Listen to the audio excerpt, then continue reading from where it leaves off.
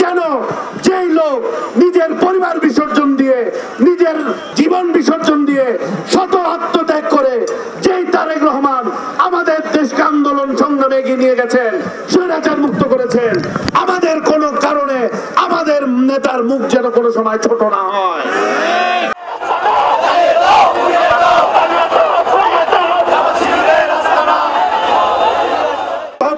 তৃণমূল কর্মীদের সংগঠন আছে,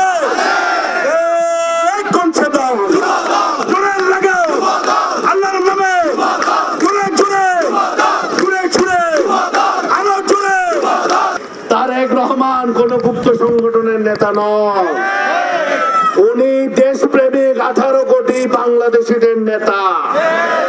যেভাবে ওনার বাবা আমাদের দলের প্রতিষ্ঠাতা শহীদ রাষ্ট্রপতি জিয়াউর রহমান 1971 সালে স্বাধীনতার ঘোষণা দিয়ে সম্মুখ যুদ্ধে অংশগ্রহণ করে নেতৃত্ব দিয়ে দেশ স্বাধীন করেছেন, আমাদের নেতা জনাব তারেক রহমানও এই 5ই আগস্ট 2024 অব্দি সম্মুখ নেতৃত্ব দিয়েই সেই দেশকে আবার পুনরায় স্বাধীনতা ফেরত দিয়েছে।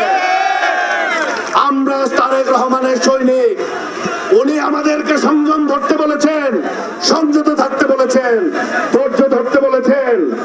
আমরা যারা মঞ্চে আছি আমরা হয়তো কিছুটা পরিণত, আমরা আমাদের নেতার কথা শোনার চেষ্টা করছি, সংযত থাকার চেষ্টা করছি, ধৈর্য ধরার চেষ্টা করছি, কিন্তু প্রান্তিক পর্যায়ে যারা তারেক রহমানকে ভালোবাসে তাদেরকে কন্ট্রোল করা আমাদের সকলের জন্য অনেক কষ্টসাধ্য হয়ে যাচ্ছে।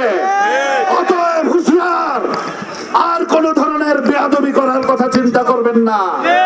আমরা হয়তো সংযত থাকবো, কিন্তু বাংলাদেশিরা সংযত থাকে কিনা সেই দায়িত্ব তো আমরা নিতে পারবো না ভাই।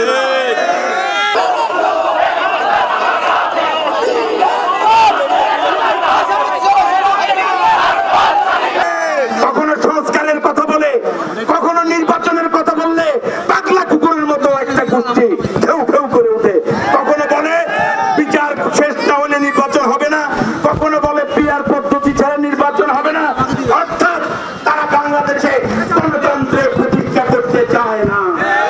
অথচ জুলাই আন্দোলনের মূল মুক্তি ছিল ফ্যাসিস্টকে বিদায় করে গণতান্ত্রিক রাষ্ট্র নির্মাণ করা, ঠিক কিনা? ঠিক। কিছু মুনাফিক, কিছু ধর্ম ব্যবসায়ী, কিছু আগন্তুক তারা আজকে আমাদের এই আন্দোলনের শক্তিটাকে পিছনে খামলে ধরার চেষ্টা করেছে। এই জুলাই আন্দোলনে গতকালকে যে ঘটনা করেছে গোপালগঞ্জে, এই ছেলেগুলোর নেতৃত্বে আন্দোলন হয়েছে।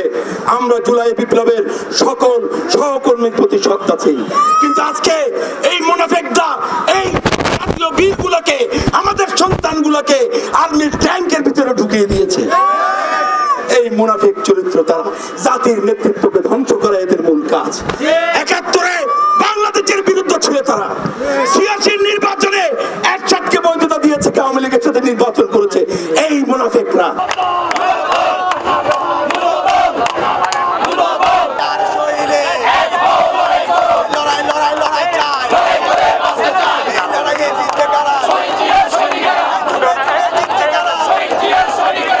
এই জিয়াউর রহমান ক্রান্তিকালীন সময়ে আবারও 7ই নভেম্বর সিপাহী জনতার বিপ্লবের মধ্য দিয়ে বাংলাদেশের রাষ্ট্রীয় ক্ষমতা এসে একটি আধুনিক সমৃদ্ধশালী বাংলাদেশ প্রতিষ্ঠা করার যে কর্মসূচি হাতে নিয়েছেন, সেই কর্মসূচির অংশ হিসেবে আজকে তিনি যে কাজগুলো করে গিয়েছেন বাংলাদেশের অর্থনীতিতে, গার্মেন্টস, ম্যান পাওয়ার, এক্সপোর্ট, এগুলোর উপর আজকে বাংলাদেশ দাঁড়িয়ে আছে।